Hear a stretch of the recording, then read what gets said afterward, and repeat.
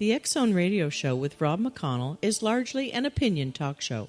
All opinions, comments, or statements of fact expressed by Rob McConnell's guests are strictly their own and are not to be construed as those of the X Zone Radio Show or endorsed in any manner by Rob McConnell, rel-mar McConnell Media Company, the X Zone Broadcast Network, its affiliated networks, stations, employees, or advertisers.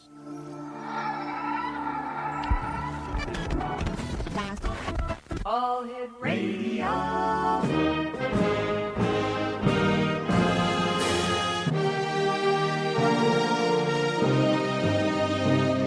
Welcome to the X Zone, a place where fact is fiction and fiction is reality.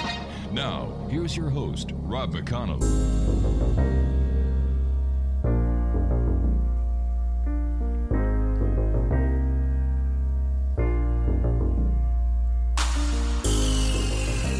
Good evening, one and all, and welcome to the X Zone. I am Rob McConnell, and for the next 4 hours, I'm your host and your guide as together we cross the time-space continuum to this place that I call the X Zone. It's a place where people dare to believe and dare to be heard. It's a place where fact is fiction and fiction is reality. And the X Zone comes to you Monday through Friday from 10 p.m. Eastern until 2 a.m. Eastern right here on the X Zone Broadcast Network, Talkstar Radio Network, Mutual Broadcast Network, Simul Radio, and Simul TV, and iHeartRadio. If you'd like to visit us on any social media site, it's X Zone Radio TV. And you can always send an email to xzone@xzoneradiotv.com. And for all the programming we have available for you 24/7, 365 on the X Zone Broadcast Network, www.xzbn.net. Nation, my first guest tonight is Gilbert Jarvis. He is a storyteller and professional folklorist living on the island of Newfoundland off Canada's northeast coast. By day, Jarvis is a provincial folklorist for the province of Newfoundland and Labrador, the first provincially funded folklorist position in Canada. By night, he is the proprietor of St. John's Haunted Hike, Ghost Tour, and recounter of local tales. Dale tells ghost stories, stories of fairies and little people, tales of phantom ships and superstitions, and legends and traditional tales from Newfoundland, Labrador, and beyond. His repertoire is unique in Canada, including long-form folk and fairy tales from the island, with a wide-ranging knowledge of local legends, tall tales, and myths. His most recent book is Haunted Ground, Ghost Stories from the Rock. It's published by Flanker Press. And joining me now is Dale Gilbert Jarvis. And Dale, welcome to the X Zone. Thank you for having me. My goodness, that's quite a repertoire you've got. That's quite the intro. Yeah. Listen, tell me, how did you get interested in folklores and fairies and ghost ships and all the wonderful things that you talk about? You know, I think it's something that I've always been interested in. I've always been drawn to stories of the supernatural, the unexplained, the unusual. Even when I was a little kid, you know, I was drawn to that type of material. And you know, I was always interested in history as well. You know, I loved history in school, and I studied archaeology when I went off to university. And then from there, I ended up moving out to the East Coast, and there was a program of folklore here at Memorial University, and that's how I ended up as a folklorist. You know, studying how people tell stories about the places where they live and the interesting things that they believe. Well, would you be classified as a local historian when it comes to myth, tales, and urban legends? Yeah, I think that's a pretty good way of putting it. You know, it's certainly something that I have a deep interest in, and I'm a bit of a collector as well of local lore and local stories. Tell me, how haunted is Newfoundland and Labrador? That is a very good question. And it's one of those things that's hard to really compare to other places. But, you know, I grew up in southern Ontario, actually not too far from Hamilton, Brantford, Ontario. Oh, my goodness. And I never really knew ghost stories growing up as a kid, right? No, Brantford, it's just down the hall a little bit, in about 15 minutes from here, yeah. Yeah. But since coming out here, I moved out here in the early 90s, and it's like every other person has a strange story about, some ghostly premonition that, someone in their family had, or stories of phantom ships. Lots of stories about the fairies that people still tell. Those kind of older European beliefs that kind of died out in other parts of North America persisted here for a really, really long time. Do you think the fairies came across with the Europeans that settled earlier into Canada and the United States?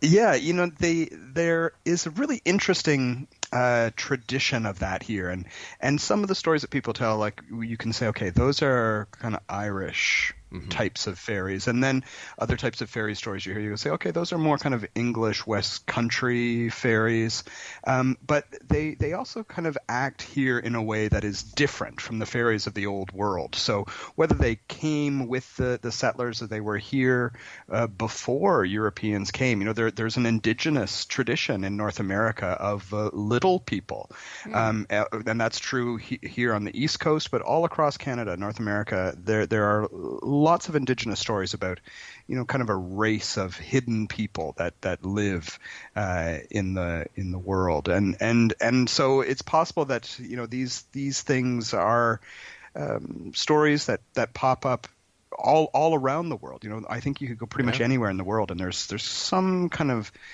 interaction with the unseen. These little people, are they the same description throughout Canada and the United States, or do the descriptions change as we get into different cultural areas? Yeah, they really do change. And even here on the island of Newfoundland, the descriptions of them are incredibly different.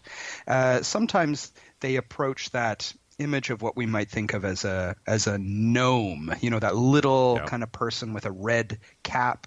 But sometimes they look like us. They look like humans. Sometimes they might take on a non-human appearance. There was a tradition here of fairies appearing in little whirlwinds, swirls of dust. People would say, "Oh, that's a fairy," and people would get picked up by these whirlwinds and taken off to fairy realms. I did an interview with a woman a while back who told me a fairy story where her and her sister wrote with her mother, and this was many years ago, on kind of a country road, and they could hear someone coming along on a horse. It was a very, very cloudy night, and the horse stopped. The mother called out to who she thought was riding the horse, because there was only one neighbor that had a riding horse rather than a workhorse.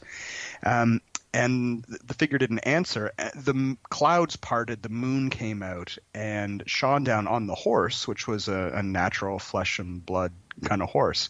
But there was a man on the horse who was made of shadows. He had no discernible features. He just had the shadowy outline of a person, as if a shadow had come to life. And he turned the horse off to one side and disappeared off into the bush.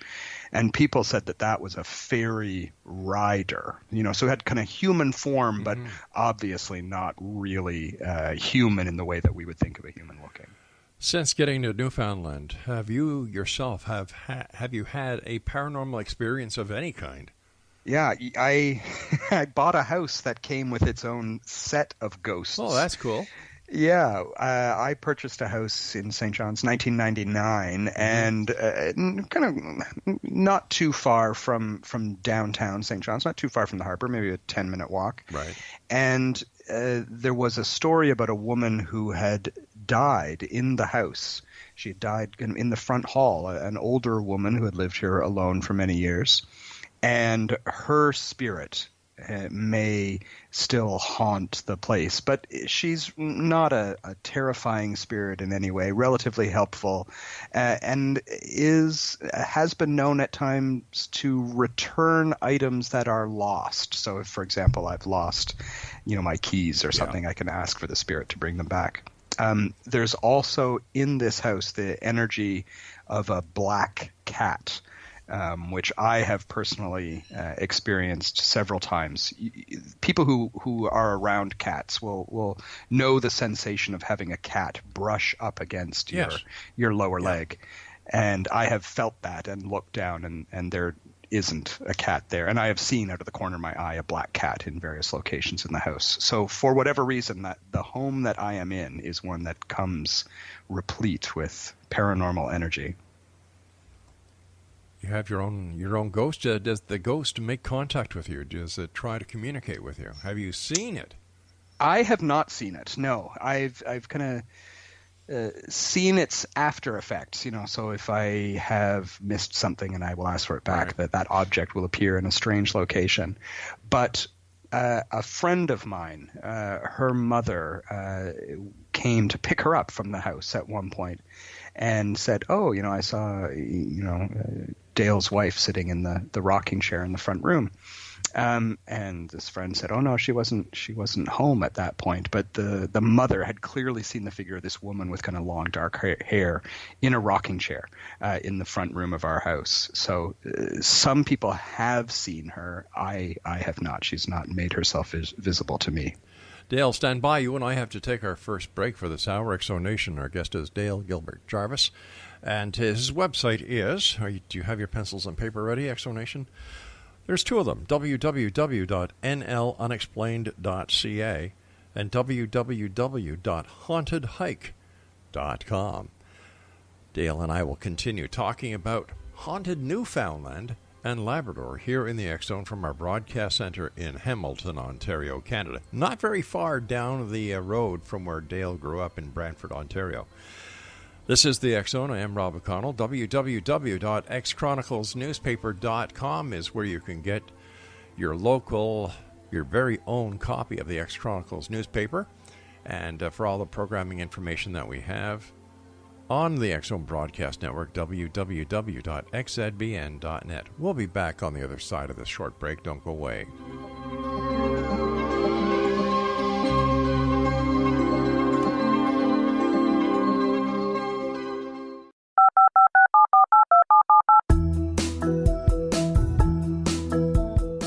Did you know that when you're on the road with limited data or Wi-Fi, you can still listen to the X-Zone radio show with Rob McConnell, The Science of Magic with Gwilda Wiyaka, X-1, Dimension X, Space Patrol, and every minute of the X-Zone Broadcast Network by calling 213-401-0080, courtesy of Audio Now.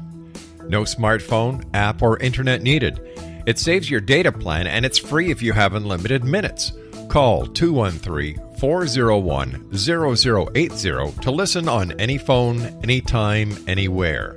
Remember, 213-401-0080 for the best of the paranormal, parapsychology, and sci-fi radio programming anywhere, 24/7, 365.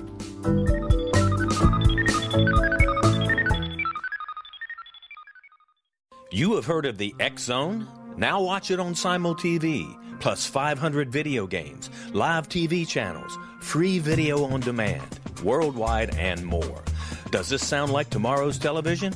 Well, it is, but you can have it today, right now. It is Simul TV. Simul TV offers what the others only wish they could provide. 15 exclusive channels like X-Zone, Sci-Fi, and Horror. We are worldwide. No other provider offers that. 500 built-in video games. No need to have an extra expensive system. We have them included. Free video on demand. Live streaming events from around the world. Interactive online network, and much more. Tomorrow's TV today. Simul TV. Sound too good to be true? Well, it's not. You can have Simul TV today. Sign up at simultv.com.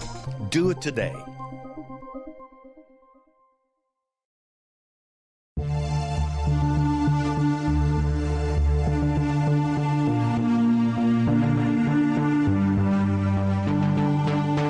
We live in rapidly shifting times of extreme volatility and uncertainty. Such profound change brings a unique opportunity for the evolution of consciousness. I'm Gwilda Wiyaka, host of Mission Evolution Radio Show, a program that explores the latest scientific developments and deepening spiritual truths supporting human evolution. Join me on xzbn.net, where I interview leading experts in science, physics, medicine, spirituality, and more. By applying divergent viewpoints to leading-edge topics, we uncover expansive and evolutionary truth to assist you on your path to enlightenment. More information and past episodes are available at missionevolution.org.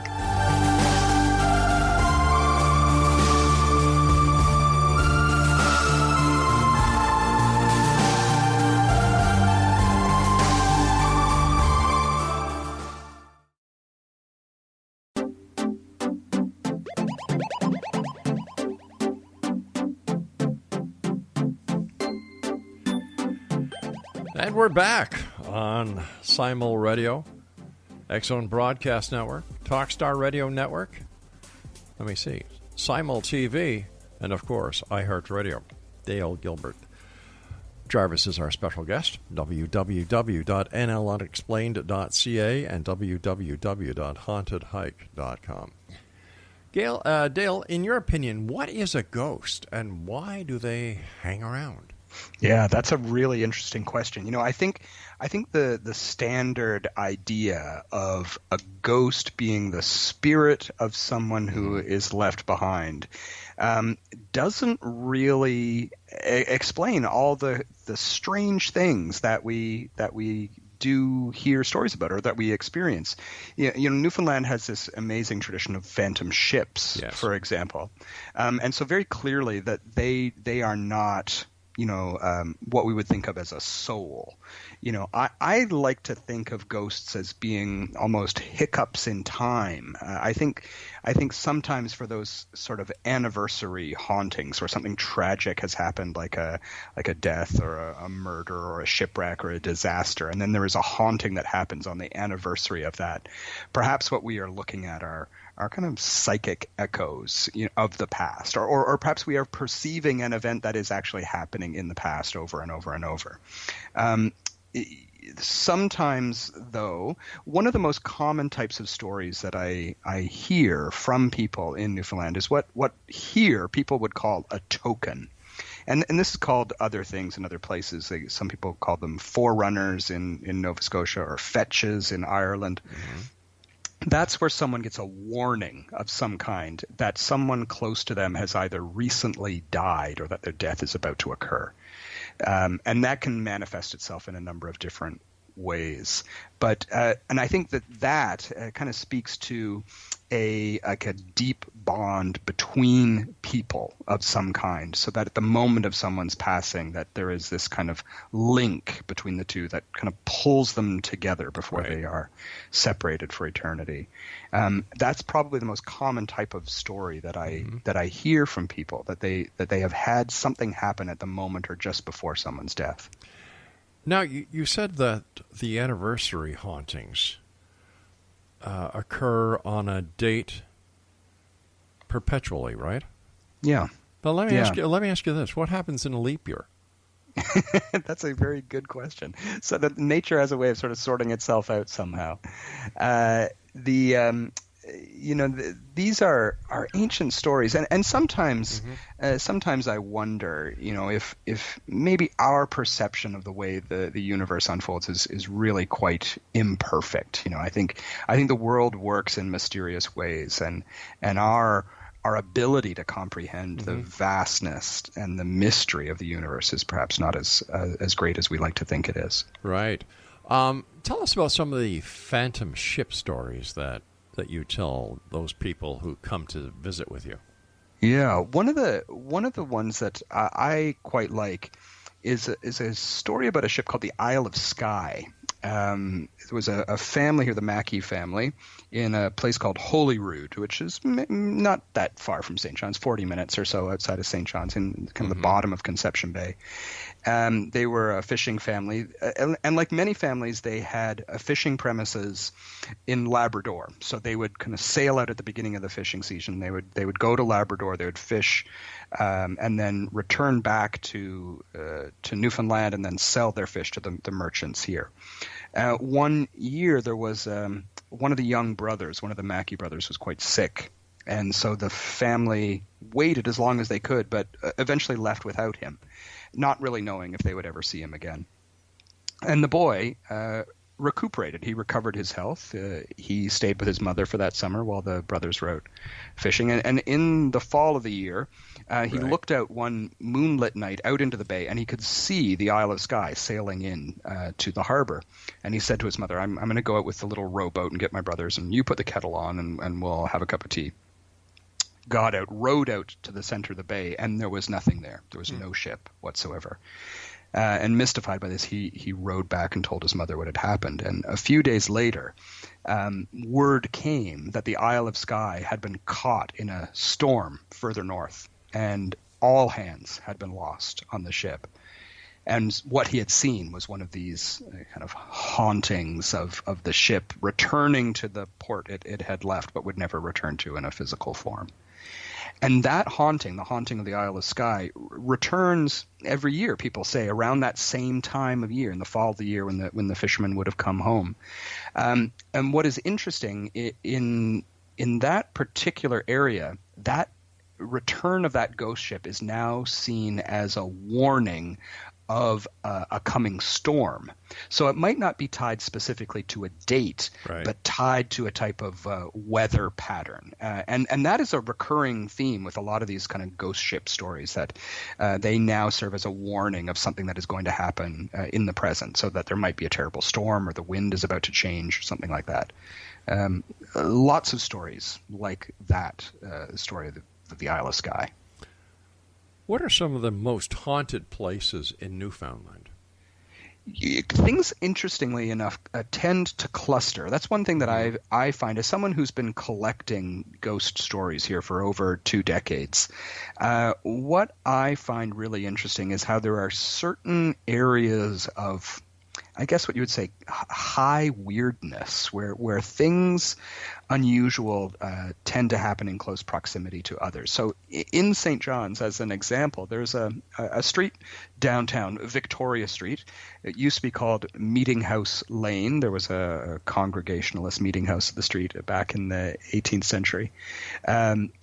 That street, for whatever reason, is a street that has more ghosts, per mile than any other street that I know of, and a real range of stuff. Some of them are contemporary ghost stories. There's a theater there that is said to be haunted by the ghost of a young man who's involved with the theater who's there. Ghostly lights, ladies gliding on the stairs. There's a remarkable story that was in the local newspaper in 1907 about 2 screaming, hair-pulling ghosts that appeared in a room. Ghostly knockings, quite an active area. And I honestly don't know why that area has more ghost stories. You could go 1 block over, and there is not the same depth of stories. But there's something about that little piece of ground that is a magnet for strange activity. Cat fight in the theater with 2 ghosts pulling each other's hair. Now, when you've gone to these places to check the stories out, have you seen any of the stories play out in real time? No, and it's interesting because I'm always interested in kind of historical stories. So sometimes the stories I'm interested in are stories that happened 100 years ago. But now I have had many people come on the tour that I run, the haunted hike that I run through St. John's, and perhaps I am not a sensitive person in the way that some others are. We actually had a woman come on the ghost tour just this past week. I wasn't doing the tour that night, but one of my guides was doing the tour, and he said to me afterwards that this woman had come to a certain spot where we tell a story about a famous murder case where 2 children were murdered back in the 1950s. And there is a ghost story that is associated with it, and the woman on the tour had the sense of that woman being present and mournful and weeping. They moved on to another spot on the tour, and the same woman had an encounter with a jovial gentleman, is how she described him. So very, very clearly there are things that are still kind of happening in the neighborhood. And I guess it's different people, depending on their level of sensitivity, can experience these things. Why do you think ghost hunting, ghost research, ghost tours are so popular these days? I think people are fascinated. It is that eternal mystery. What happens to us? When we walk through this life, what happens next? People are fascinated by that. I think people come on my ghost tour because they are curious, and certainly there is that element of the macabre as well. People like a scary kind of spooky story, but I think people come on my tour who are at both ends of the belief spectrum. I get people who are absolutely true believers, people who have had experiences themselves, who have had experiences on the haunted hike. But then I also get people who are die-hard skeptics, debunkers, who nonetheless are really fascinated by these stories, and they attend for a different kind of reason. But everyone who comes is there because they are interested in the unexplained. There is a human desire to experience the strange and the unusual, and I think that's why people come. But how much of the strange experiences that people have are caused by their own psyche? Yeah. I have met a lot of people who have had strange experiences, paranormal experiences, and I think there is a correlation to a certain extent between the people who tend to attract maybe negative type of spiritual energy and people who are experiencing some kind of trauma in their own life. I think energy feeds on energy, and I have seen that firsthand. I have heard stories from people about experiences that they have had of a paranormal nature, and I know that they are living particularly stressful lives. And so sometimes I think there's a correlation between those two things, as you say. All right, Dale, stand by. Dale Gilbert Jarvis is our special guest this hour, Exonation. www.nlunexplained.ca and www.hauntedhike.com. And Dale and I will be back on the other side of the news as we continue here in the X-Zone from our broadcast center and studios in Hamilton, Ontario, Canada. Don't go away.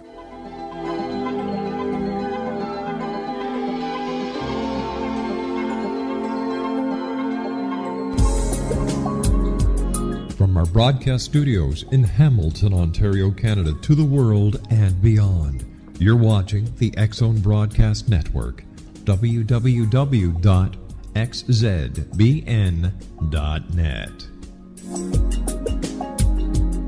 AVS Media Den. You have heard of the X-Zone? Now watch it on Simul TV, plus 500 video games, live TV channels, free video on demand, worldwide, and more. Does this sound like tomorrow's television? Well, it is, but you can have it today, right now. It is Simul TV. Simul TV offers what the others only wish they could provide. 15 exclusive channels like X-Zone, Sci-Fi, and Horror. We are worldwide. No other provider offers that. 500 built-in video games. No need to have an extra expensive system. We have them included. Free video on demand. Live streaming events from around the world, interactive online network, and much more. Tomorrow's TV today. Simul TV. Sound too good to be true? Well, it's not. You can have Simul TV today. Sign up at simultv.com. Do it today.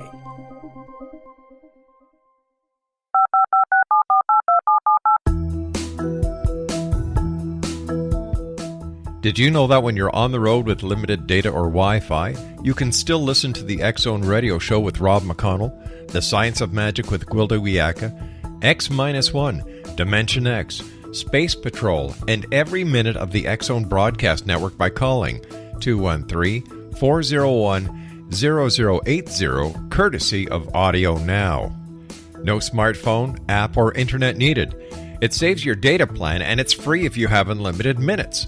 Call 213-401-0080 to listen on any phone, anytime, anywhere. Remember 213-401-0080 for the best of the paranormal, parapsychology, and sci-fi radio programming anywhere, 24/7, 365.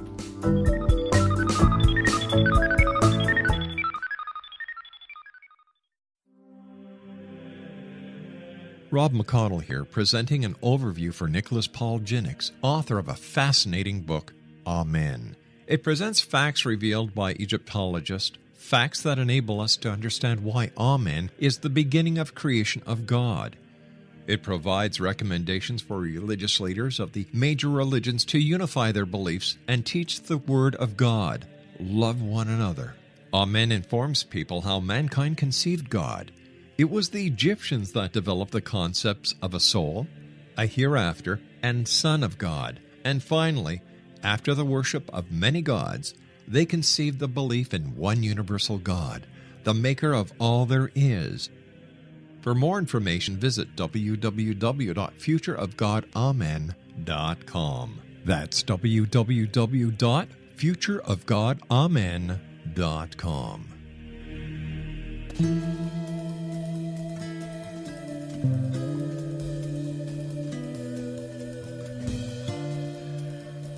Welcome back, one and all. Dale Gilbert Jarvis is our special guest all the way in Newfoundland tonight. And his website is www.nlunexplained.ca. And NL, for all of you who are saying, what does NL stand for? That's Newfoundland and Labrador.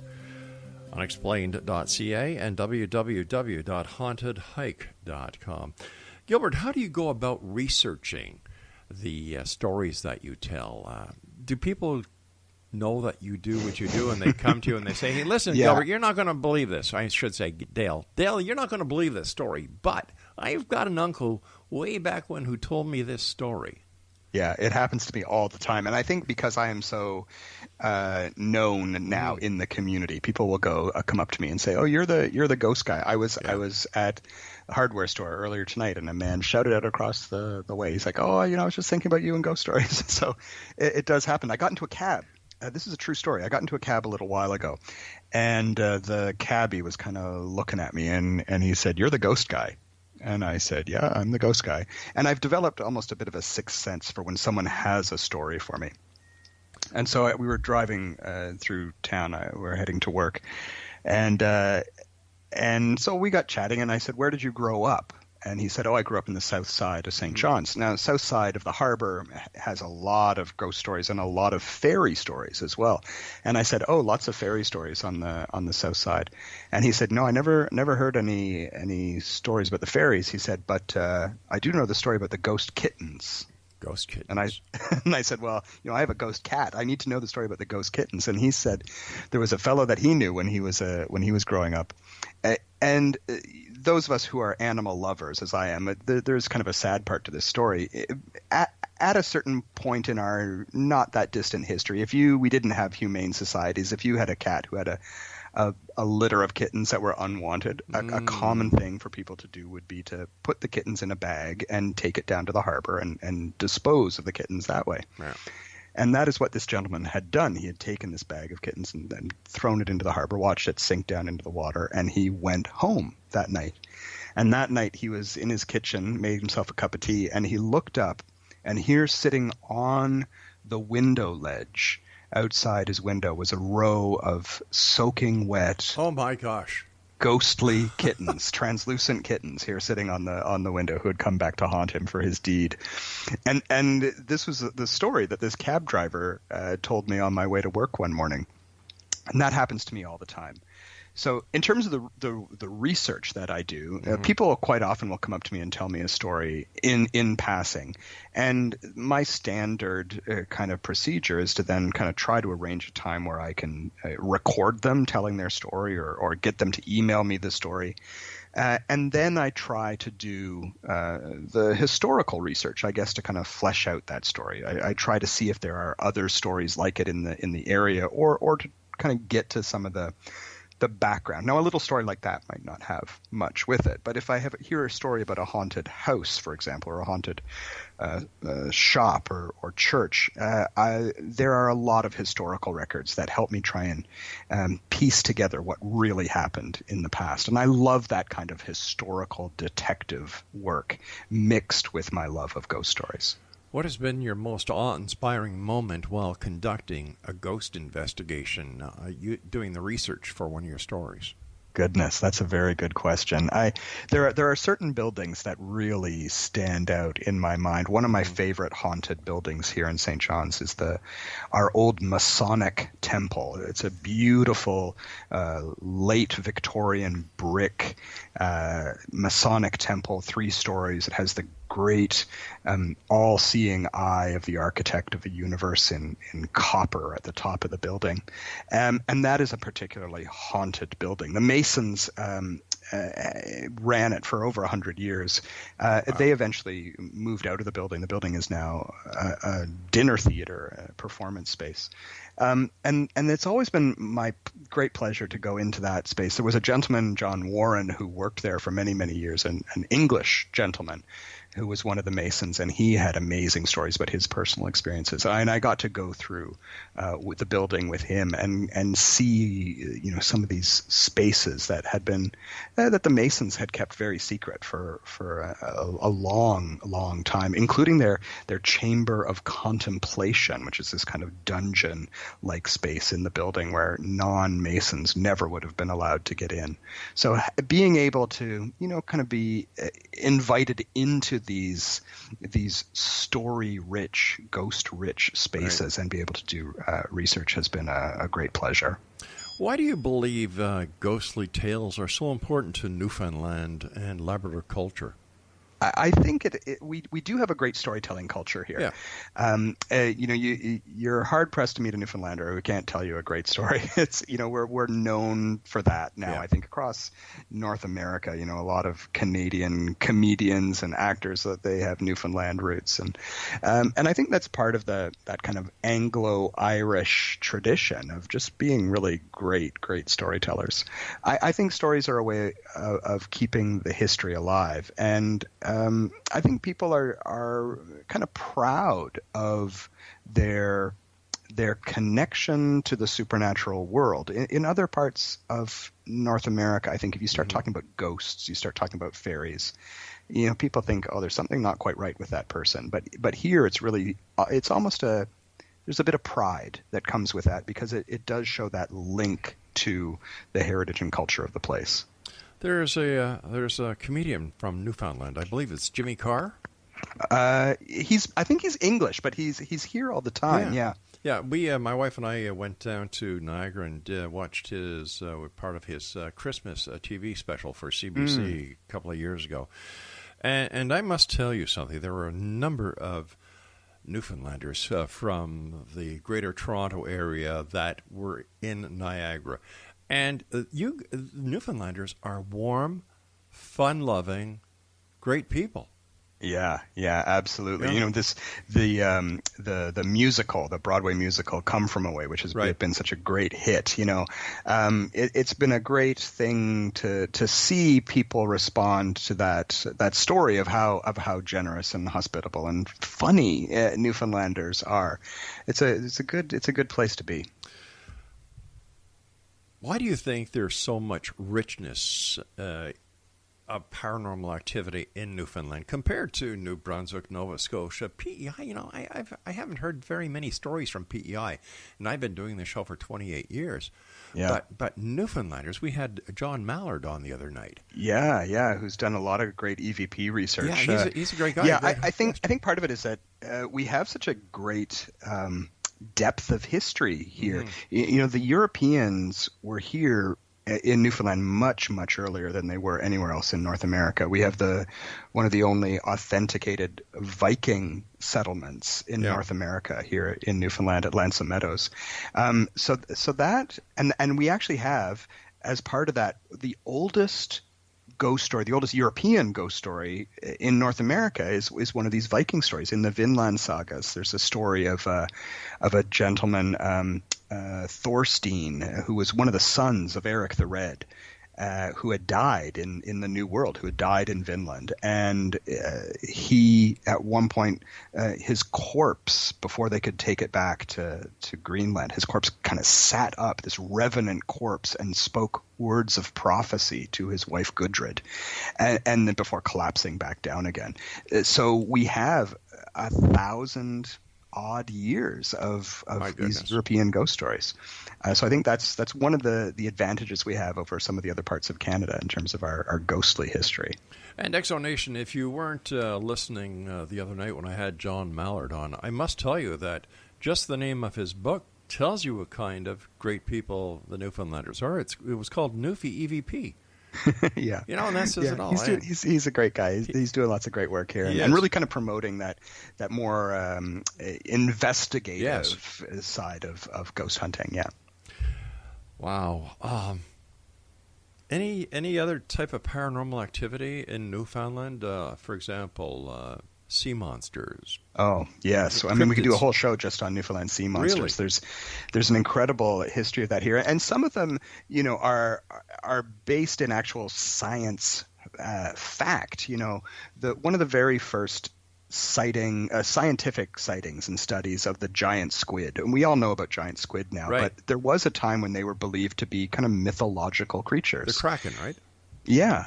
And the first place that they were really studied in any kind of scientific way was here in Newfoundland. There was a Methodist or Presbyterian minister who was a naturalist. He was really interested in natural philosophy and the ecology of the seas. And fishermen there had been two fishermen and a boy had been out in a little rowboat near Bell Island, and they had gone after what they thought was wreckage. They had reached out with a hook to kind of hook into what they thought was something that had been jettisoned from a ship or wreckage from a ship, and it opened one giant kind of baleful eye and then cast these great tentacles around their little rowboat.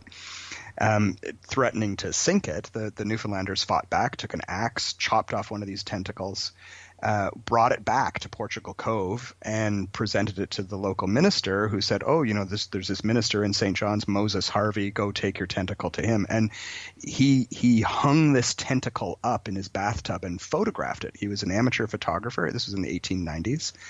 And the very first kind of scientific study of the giant squid named the giant squid after that prominent Newfoundlander. The name of the squid was Architeuthis harveyi, after Moses Harvey, who had done this first study of the giant squid.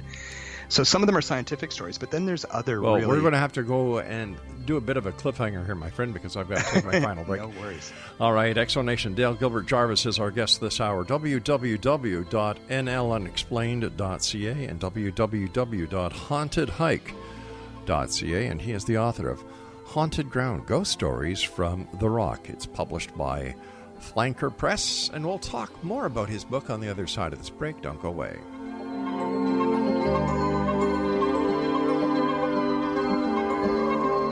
You have heard of the X Zone? Now watch it on Simul TV, plus 500 video games, live TV channels, free video on demand, worldwide, and more. Does this sound like tomorrow's television? Well, it is, but you can have it today, right now. It is Simul TV. Simul TV offers what the others only wish they could provide. 15 exclusive channels like X Zone, sci-fi, and horror. We are worldwide. No other provider offers that. 500 built-in video games. No need to have an extra expensive system. We have them included. Free video on demand. Live streaming events from around the world. Interactive online network, and much more. Tomorrow's TV today. Simul TV. Sound too good to be true? Well, it's not.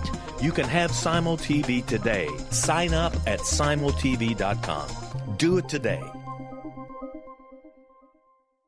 The new nonfiction book, Razor of Madness, is similar to cult movies like Clockwork Orange, Dragon's Tattoo, or The Other Side of Hell. Wayne Morin Jr. and Thomas Lee Howe will expose widespread and systematic deficiencies in this thought-provoking tell-all novel. Mind control rages among scholars in law schools. Human rights are ignored while thought reform and mental manipulation are accepted practices used as behavior modification. Dr. Louis Jolyon West comes to mind. Media and public scrutiny shows that United States mental hospitals are in fact destructive murder industries. Razor of Madness expose novel details this epidemic through an in-depth professional and personal investigation. For decades, there has been a revolving door policy that still releases killers and pedophiles back into society. The maestro of mind control continues to haunt America to this very day. Razor of Madness is available in paperback or as a downloadable ebook at Amazon.com.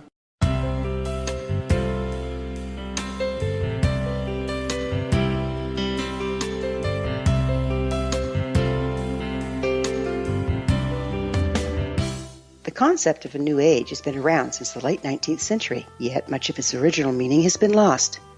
What exactly is the New Age? Is it a religion, a collection of obscure esoteric practices, a series of doomsday predictions, or an astrological event? The New Age Chronicles is a unique, complementary publication bringing reason and grounded information to separate fact from fiction. Chock full of valuable information to support you as we make the monumental shift into the new era. You won't want to miss a single innovative issue. The New Age Chronicles newspaper is coming soon to www.newagechronicles.com.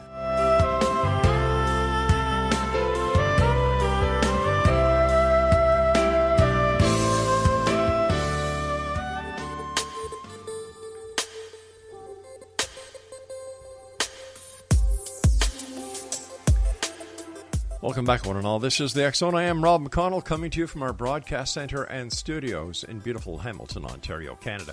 For all of you who keep sending me emails on, Rob, where's Hamilton? Well, it seems that you either do not have MapQuest or you do not have Google Earth, so I'll tell you. If you know where Lake Ontario is, you know, one of the great 5 lakes in North America. Okay, everybody's shaking their head, yes, okay. When you find Toronto on the north shore of Lake Ontario, and then you find Niagara Falls, that is where the Niagara River flows into Lake Ontario from Fort Erie. If you go north towards Toronto on the QEW, you're going to see it kind of looks like a horseshoe. Well, we call that the Golden Horseshoe, and Hamilton is smack dab in the middle of the horseshoe. And next time you're around, drop in, say hi. Friendly people, just like all Canadians are friendly people, including our good friends on the East Coast, especially in Newfoundland. We had John Mallard on earlier this week, and tonight we're talking to Dale Gilbert Jarvis. His website is nlunexplained.ca and hauntedhike.com. Tell us about, we were doing a bit of a cliffhanger because we were talking about the Kraken's tentacle that was hanging up in the minister's bathtub, and he was an amateur photographer. Yes, yeah, and so there's a great tradition of that here, and not just giant squid, but I could go on and on. There's lots of stories about mermen and giant fanged seahorses. Fishermen love to spin a yarn, I think, sometimes. So we have this great tradition of these sea monsters, but you know the oceans are largely still unexplored. We don't know how many strange things lurk beneath the surface. And a lot of lives have been lost. Isn't there a graveyard in St. John's where a number of the people who lost their lives on the Titanic are buried? That graveyard is in Halifax. I'm sorry, right, Newfoundland was the place where the message was received. Right. And then the ships that came to pick up the survivors and to pick up some of the bodies went on to Halifax. And so there is quite a moving graveyard there in Halifax that is a memorial to some of those victims. Yeah. What are the most recent ghost stories that you talk about? You know, I still get ghost stories from people all the time. People who have strange experiences. You know, there are buildings here that continue to have ghost stories. I got an email a little while ago, which I haven't followed up yet, but a woman was telling me about a haunted Tim Hortons, which is our great Canadian donut and coffee chain. So there are contemporary stories. That's the exciting thing for someone like me. I'm interested in historical stories. But ghost stories continue today. There's still people who have strange experiences. And so I love collecting some of those modern stories. In my book, Haunted Ground, I document some of these more kind of urban legend, strange contemporary stories as well. So we have stories there's a place called Glovertown here in Newfoundland, which has a very localized urban legend about a creature called Red Eyes, which is a ghost of a man who was killed in what was an unfinished mill, a pulp mill, and his ghost has been seen recently, kind of haunting this place with these glowing red eyes that peer out of the darkness, and a lot of stories in that community specifically about that particular spirit. All right, as we're in Ontario, not very far from where Tim Hortons started, I have to ask you about the haunted Tim Hortons. I really do. Yeah, that's it. That's on my to-do list, and I think it's going to be interesting, just because I think it's one of these examples of how ghost stories are, if you'll pardon the expression, a living tradition. You know, that they are still things that unfold. So I don't have a lot of details. That's for future work. So I'll have to, when I know more about the haunted Tim Hortons, I'll have to come back and let you know. Definitely. How long did it take you to write your book, Haunted Ground, Ghost Stories from the Rock? And how many stories are in your book? Oh, gosh. How many stories are in the book? The book's it's about 120 pages or so, and there are I like to break things down into chapters that are kind of related. So there's a number of stories. How long did it take me? That's a hard question to answer as well, because I'm constantly collecting stories and writing stories. I have the blog website that you mentioned, NL Unexplained. So quite often what I'll do is I will learn the core of a story. I'll learn a bit of a story, and I'll write a couple blog entries about it. I'll do a bit of research. I'll put that out there and then solicit more information. So sometimes the books take a fairly long time to write. Generally what I tend to do is I kind of putter away at a bunch of stories. Then when I have a good group of stories, I'll kind of sit down for a month or two and really kind of refine them. So the process of writing that book, on and off, maybe about 2 years to write that particular book. And how many stories do you have all told? Oh my goodness, hundreds, I would say, hundreds of stories. The Haunted Ground is, I think, the 6th book of ghost stories that I've written, so there's no shortage. Years ago, I was asked to write a ghostly column called Newfoundland Unexplained for the local newspaper. They'd asked me to write it weekly, and I thought, there's no way I can come up with 52 stories for a year, and so I wrote it every other week. I said I thought I could get 26 stories. And I wrote that column for 10 years, and I never ran out of stories. With all these stories out there, with all of these hauntings that are going on, do you find that there's a lot of ghosts that kind of linger on in hotels and bars?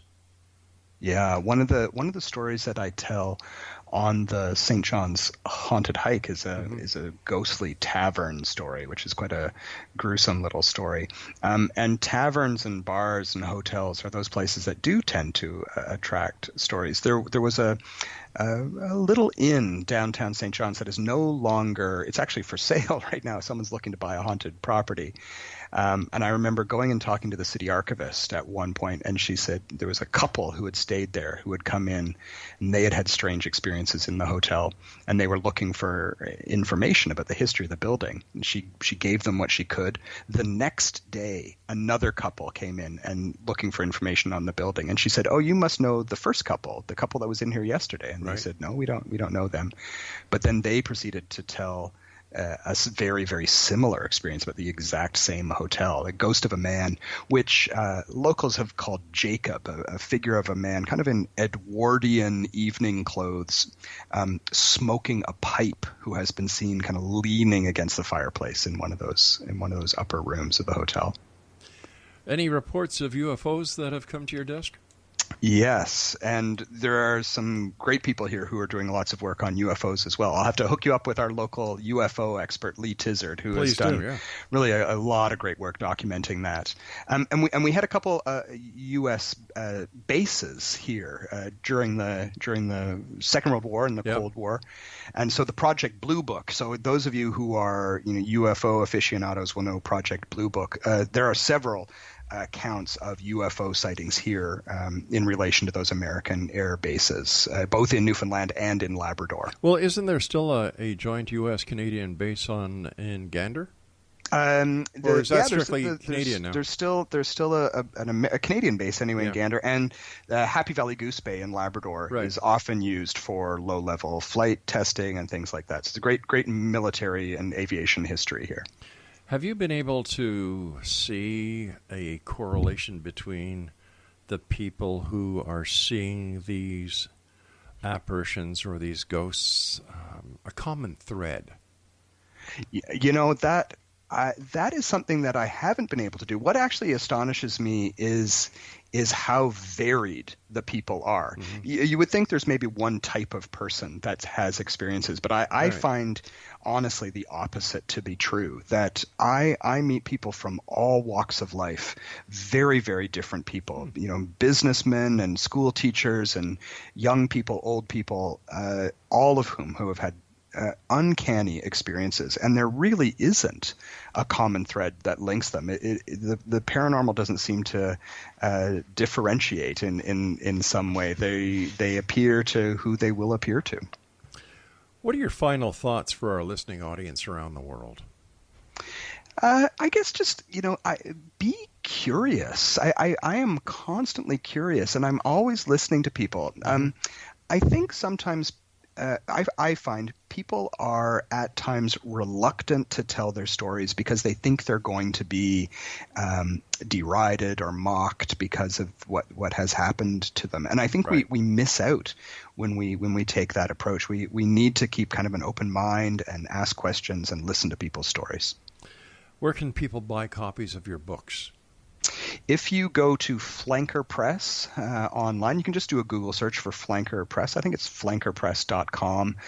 You can find the books through there, or you can go to my website, nlunexplained.ca, and there is a section there called Books, and you can click on that, and that will take you right to the book website as well. Dale, I want to thank you ever so much for joining us. It's been a great pleasure talking to you. I wish you continued success both in your folklorist role as well as being the man behind Haunted Hike.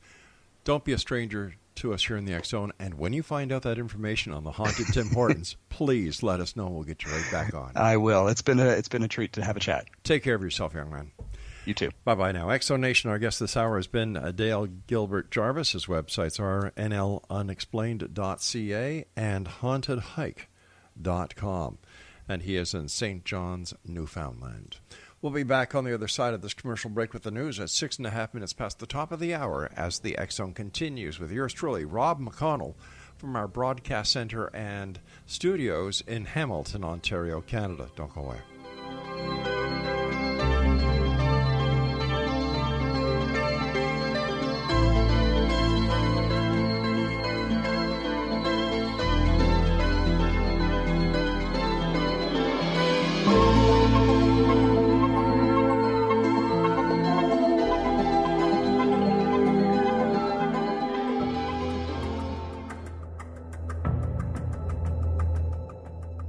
Modern Esoteric, Beyond Our Senses by Brad Olson, consummates the lifology story about where humanity originates.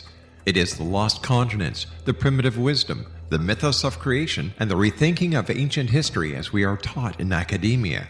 There is much more to the story than what we have been told. As this is the first book in the Esoteric series, Modern Esoteric starts at the beginning of time and accelerates up to this modern age. Future Esoteric is book 2 in the series and takes a forward-looking position ahead of today with an open and honest examination of the ET issue and various unexplained phenomena. To discover the writings of author Brad Olson, visit www.bradolson.com. That's www.bradolson.com.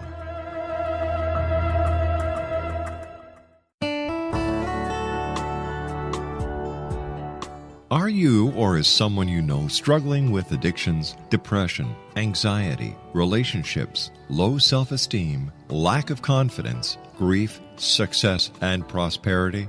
Do you know that your subconscious belief plays a big role in the outcome of your hard work? We can help you permanently change the beliefs that may be the reason for your struggles and failures. We care about getting you the return on your investment and the results you are looking for. We can help you be free of the limitations of your past and in realizing your highest potential. We work with people by phone and Skype. For more information, visit us at www.ritasoman.com. That's www.ritasoman.com.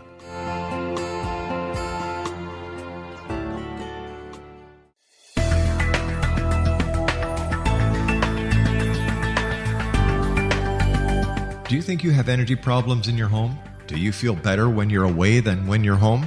Joey Korn is a global leader in the world of dowsing who specializes in personal energy clearing and space clearing.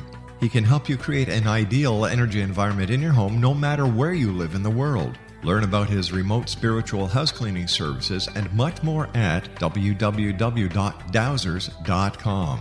You can get Joey's book, Dowsing, A Path to Enlightenment, as well as other dowsing books and tools, Kabbalah books, and Walter Russell books. Joey's work is really amazing.